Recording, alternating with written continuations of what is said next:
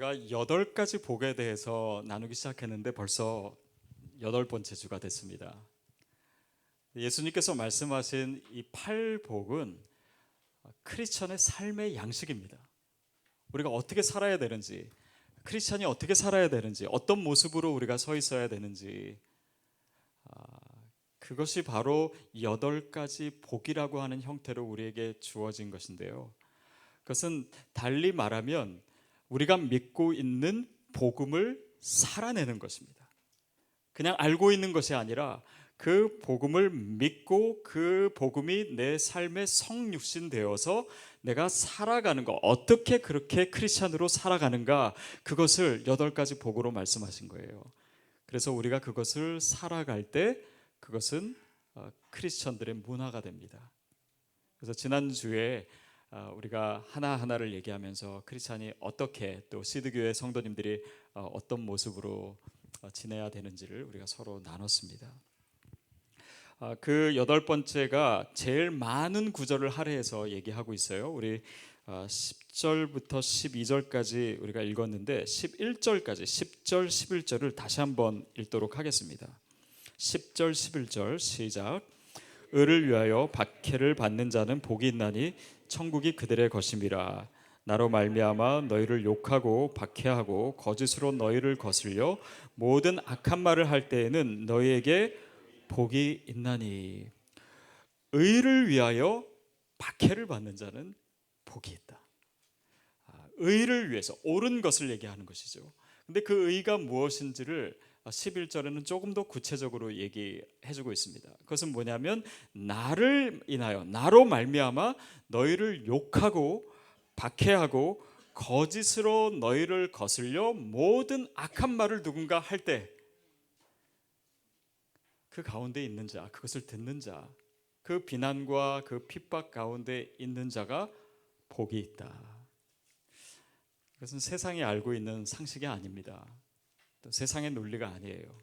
그런 자가 어떻게 복이 있을 수 있을까요? 이 구절을 우리말 성경에는 조금 더 노골적으로 번역을 했습니다. 이렇게 했어요. 나 때문에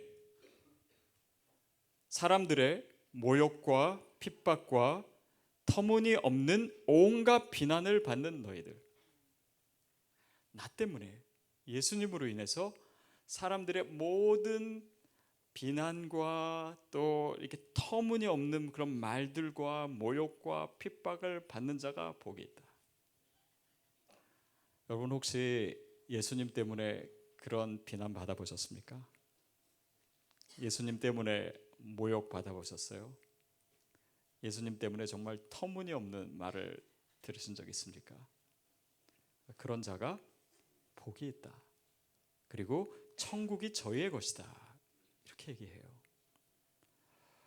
과연 천국이 그렇게 그런 모욕과 비난 가운데 있는 사람들에게 어떻게 주어지는가? 이것이 그냥 본문을 읽어서는 금방 우리에게 다가오지는 않는데요. 이 의미를 오늘 본문을 통해서 우리가 살펴보도록 하겠습니다. 우리 요한복음 15장 18절부터 20절까지 같이 한번 다시 읽겠습니다. 요한복음 15장 18절부터 20절까지 시작.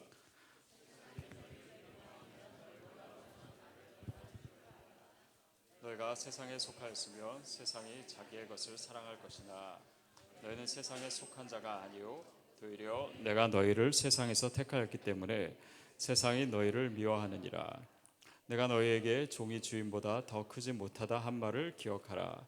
사람들이 나를 박해하였은즉 너희도 박해할 것이요 내 말을 지켰은즉 너희 말도 지킬 것이다. 예수님께서 말씀하신 건 그거예요. 우리가 세상에 속한 자가 아니기 때문에 크리스찬으로서 세상을 사는 것은 그 자체로 고난을 당할 수밖에 없다라는 거예요.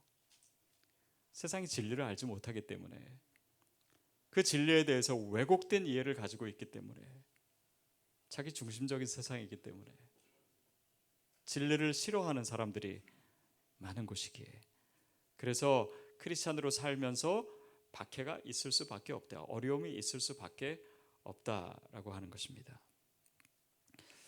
오디오가 굉장히 잘 됐었는데 오늘만 좀 소리가 났는데 그래도 잘 알아들으시겠죠? 네, 감사합니다. 자, 보십시오. 근데 우리가 크리스찬으로 살면서 한 가지 갖게 되는 아주 심각한 오류 중에 하나는 우리가 선한 일을 하면, 우리가 잘 믿으면 그냥 내 삶에 아무 문제 없고 그냥 내 삶은 늘 매끄러울 것이다 라고 생각해요. 아닙니다. 믿음은 그렇게 우리의 삶을 만사형통하게 하는 어떤 그런 비밀 마법과 같은 것이 아닙니다. 크리스천으로 살면요, 세상과 부딪힐 수밖에 없어요. 왜냐하면 세상의 원리와 크리스천의 삶의 원리는 너무나 다르기 때문입니다. 저희 첫 아이가 딸인데 한 번은 그런 얘기를 해요. 저희 학교에도 지금 고등학생인데도 게이가 있고 레즈비언이 있대요. 근데 걔네들은 그것을 너무 떳떳하게 드러낸다라는 거예요. 그래서 옷에도 그걸 표시하고 또 뭐 장신구에도 표시하고 뭐 이렇게 하는데 크리스찬인 우리도 그것을 더 표시해야 되지 않냐, 그런 얘기를 하면서 자신도 이렇게 그 크리스찬 표시가 되어 있는 옷을 입고 그런 팔찌를 하고 다닌다, 그런 얘기를 하더라고요. 제 마음속에 한편으로는 기특했습니다. 근데 한편으로는 좀 걱정이 되더라고요. 아니나 다를까 얼마 있다가 학교에서 자신의 동성애에 대해서 성경적으로 이것이 옳지 않은 것 같다, 그런 대화를 나누다가 친구들이 이제 저희 아이를 왕따시키기 시작했어요. 그래서 그 얘기를 듣고 와서 집안에서 너무 많이 울더라고요. 그걸 보는 제 마음이 되게 가슴이 아팠습니다. 제 속으로 이런 유혹이 있었어요. 그냥 그것은 너만 알고 있지, 그것을 왜 굳이 얘기해가지고 사서 고생하니? 라고 하는 생각이 제 머릿속에 스쳤어요. 그러나 그렇게 얘기할 수 없었기 때문에 그냥 잘했다고, 아빠 엄마가 네가 너무 자랑스럽다고 이렇게 얘기를 해주었습니다. 여러분, 우리가 크리스찬으로서 우리 자신을 그냥 세상과 똑같은 가치관과 똑같은 삶의 방식과 그들의 생각과 판단과 늘 우리가 같으면요, 핍박받을 이유가 없습니다. 고난받을 이유가 없어요. 그러나 우리가 복음을 믿었기 때문에 복음을 살아내면 우리 삶에 반드시 어려움이 있습니다. 여러분, 그것을 꼭 기억하셔야 돼요. 크리스천은 내가 잘 믿고 기도 많이 하고 성경을 많이 읽어서 고난이 없는 쪽을 잘 피해 다니는 그런 존재가 크리스천이 아니라 세상 속에서 크리스천은 복음을 살아내는 존재예요.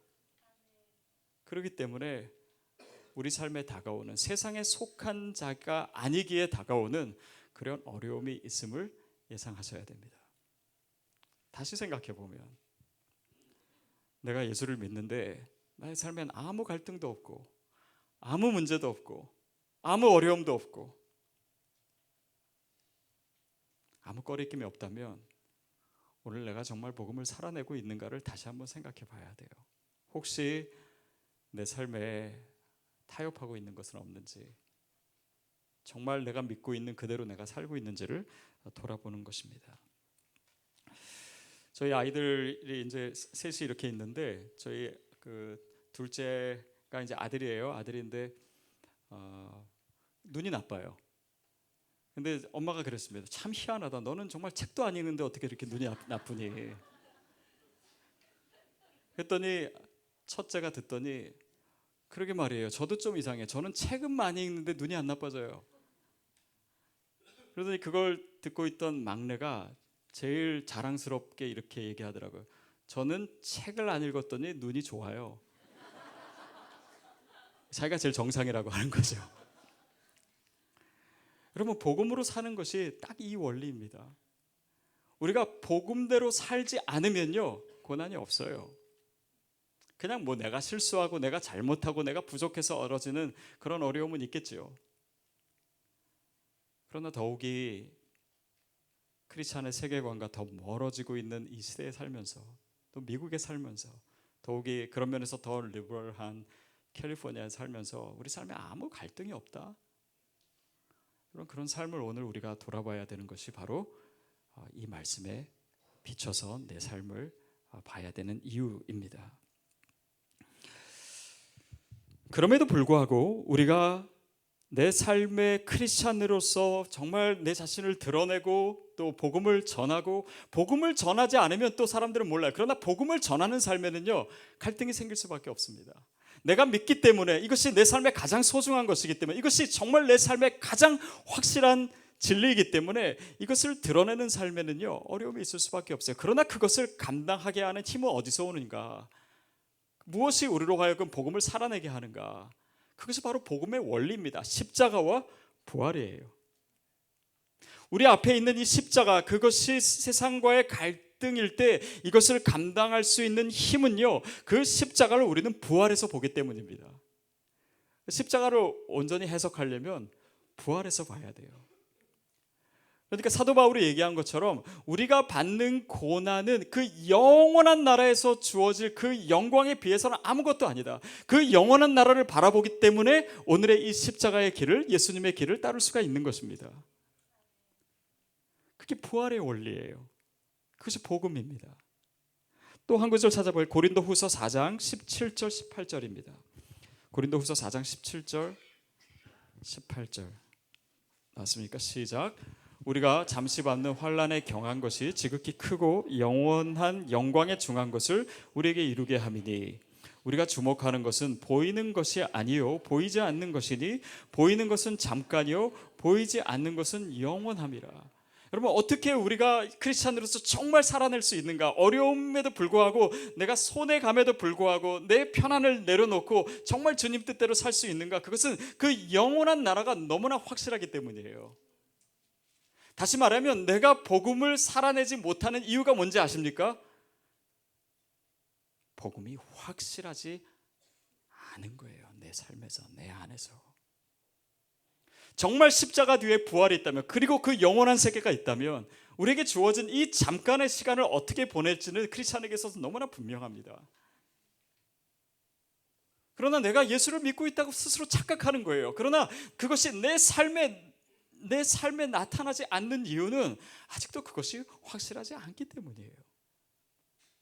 정말 내가 오늘 내 삶의 자리에서 안정을 포기할 수 있을 때 하나님께서 주시는 그 영광에 참여할 수 있다는 것이 눈에 보이는 것보다도 확실하다면 아마 그런 삶을 살지 않은 사람은 없을 것입니다.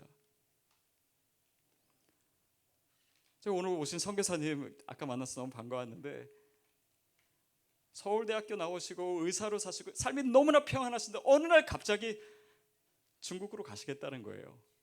제가 그때 말리지 않았습니까? 다시 생각해 보시라고.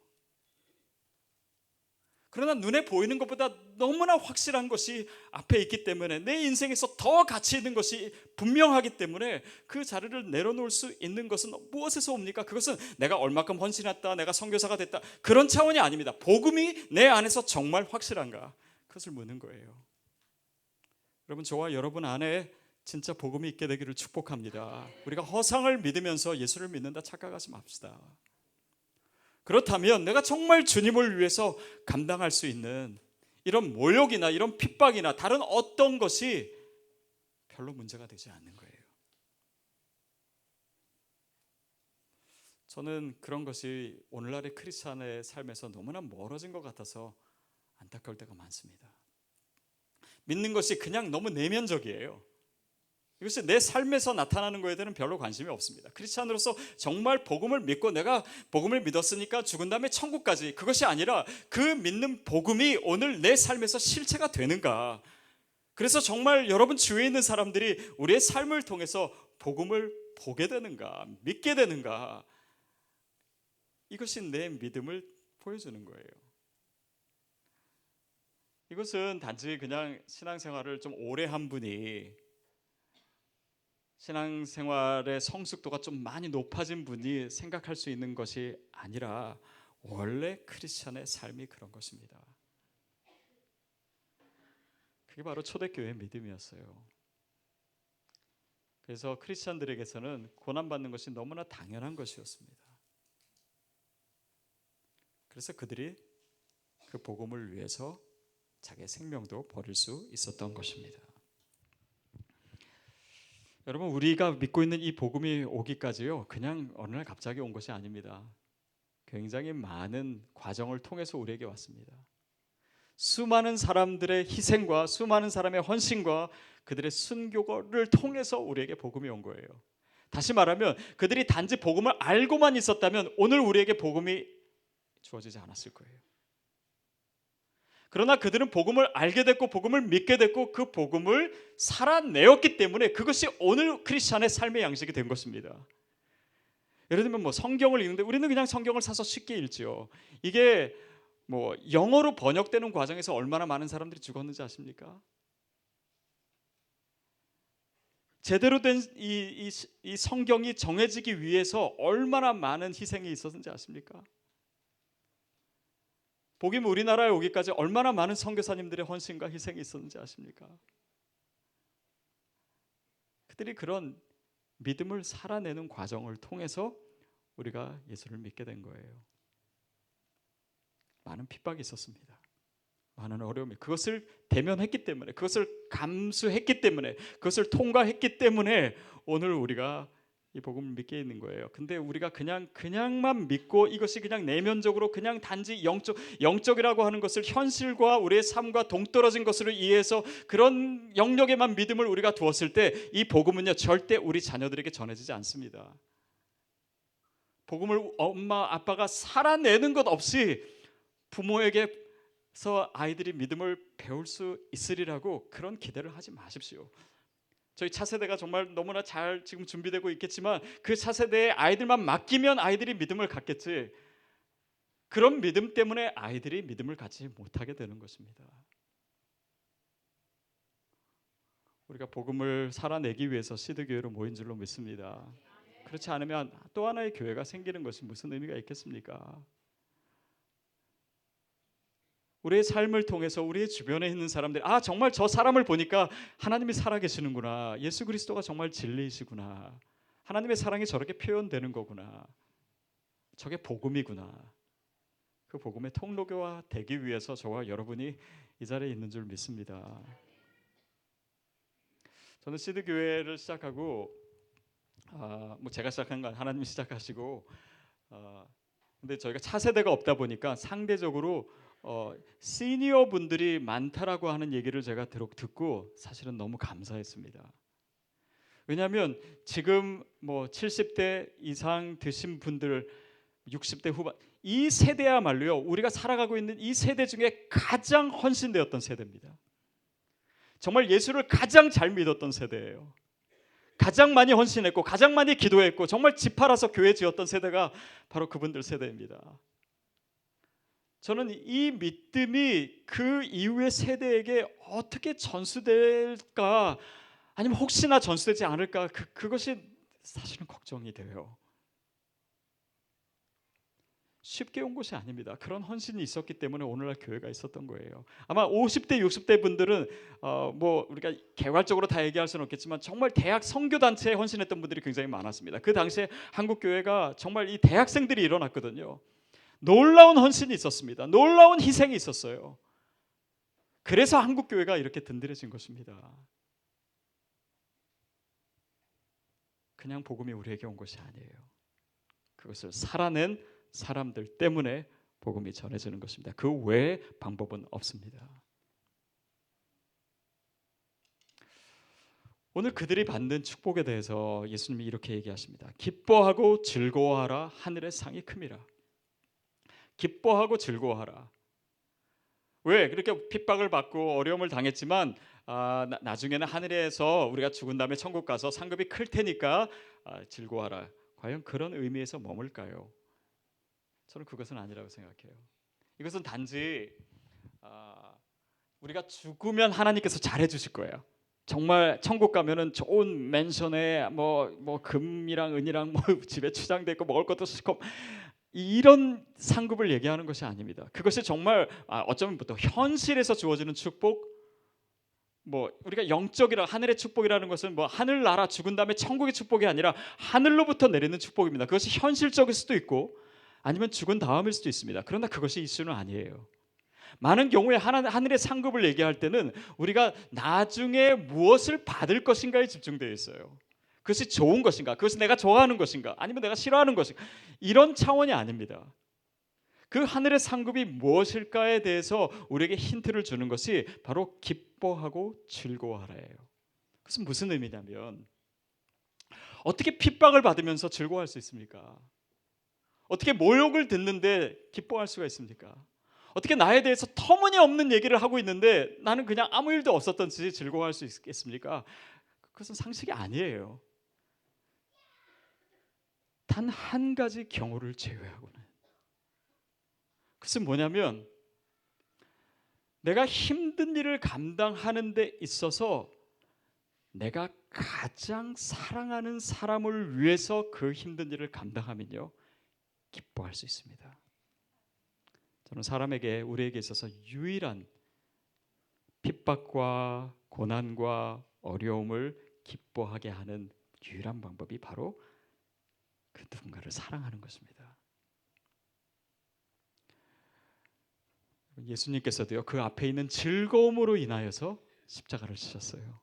우리를 사랑하시기 때문에 이 고난을 그분이 기쁘게 감당하신 것입니다. 제가 아는 한 친구가요, 제 고등학교 때 어느 여학생을 짝사랑했습니다. 근데 그 여학생 선물을 주기 위해서 돈을 모으려고 점심을 굶어요.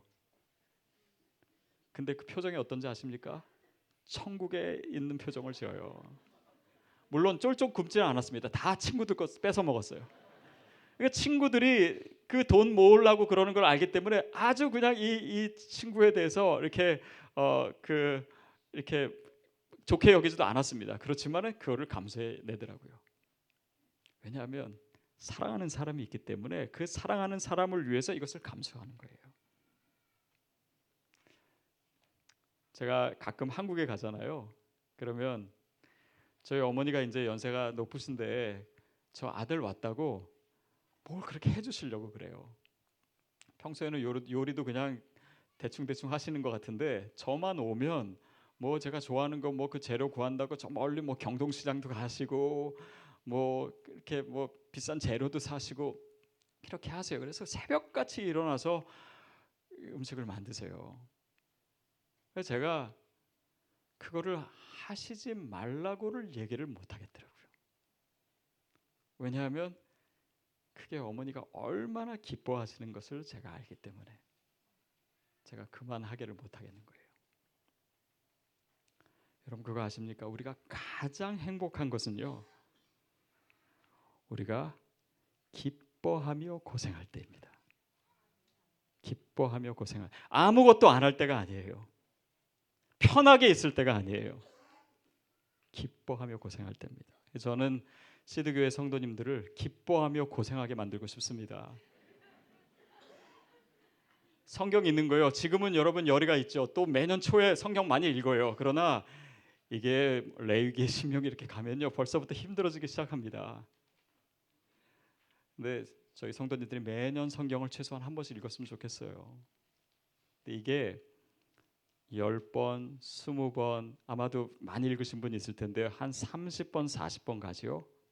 그때부터는 말씀이 내 삶에서 막 움직이기 시작합니다. 그 맛을 여러분이 보셔야 돼요. 근데 그 과정 없이는 그 살아있는 말씀을 체험한다는 것이 굉장히 그냥 공허하게 느껴질 때가 많습니다. 기도하는 것도요, 우리의 일상이 되어야 됩니다. 기도하는 시간 내, 기도하는 뭐 세상에서 가장 기쁘다고. 그런데 기쁘기 위해서는요, 훈련의 과정이 필요합니다. 저는 저와 여러분이 기도의 사람 되기를 축복합니다. 말씀과 기도예요. 이것이 기초입니다. 그리고 그 다음에 사랑의 공동체를 이루는 거예요. 여러분 공동체를 이루는 것이, 지금 여러분 우리가 공동체가 없으니까 좀 외로우시지 않습니까? 근데 나중에 공동체가 다 준비되면요, 공동체가 힘들 때도 있습니다. 나와 다른 사람을 끌어안아야 돼요. 그러나 그것을 통과해야 하나님의 나라를 그 공동체 안에서 경험합니다. 기쁘게 고생하는 거예요. 복음을 전하고 선교사적 삶을 사는 것, 내가 정말 크리스찬으로 삶을 사는 것, 그것이 때로는 정말 말처럼 그렇게 쉽지가 않고 엄청난 삶의 무게로 다가올 때가 있을 것입니다. 그러나 그 가운데 있는 기쁨은 우리가 다 헤아릴 수가 없어요. 그게 크리스찬의 삶입니다.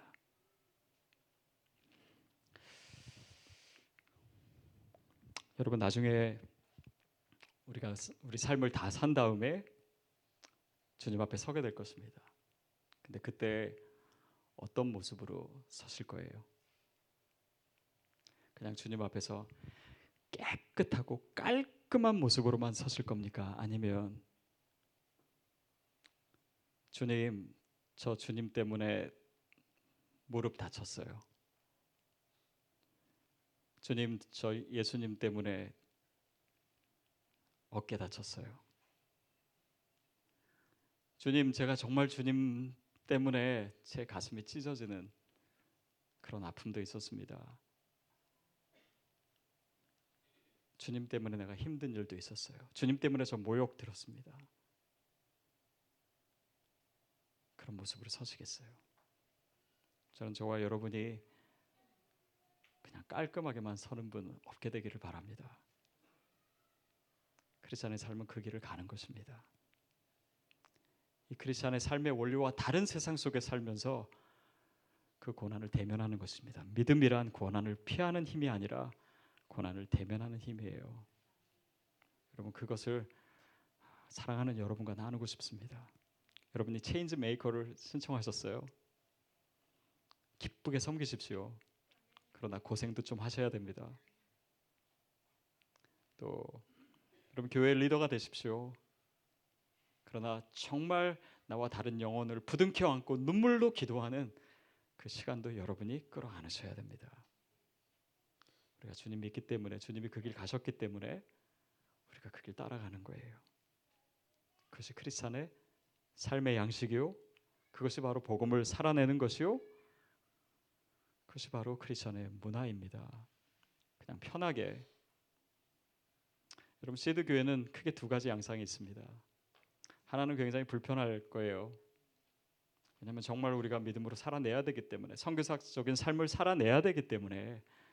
그러나 또 한편으로는 믿지 않는 사람들을 위한 교회가 되기 때문에 그들에게 담을 낮춰주고 숨쉴 공간을 주고 친구가 되고 편안한 공동체가 돼야 됩니다.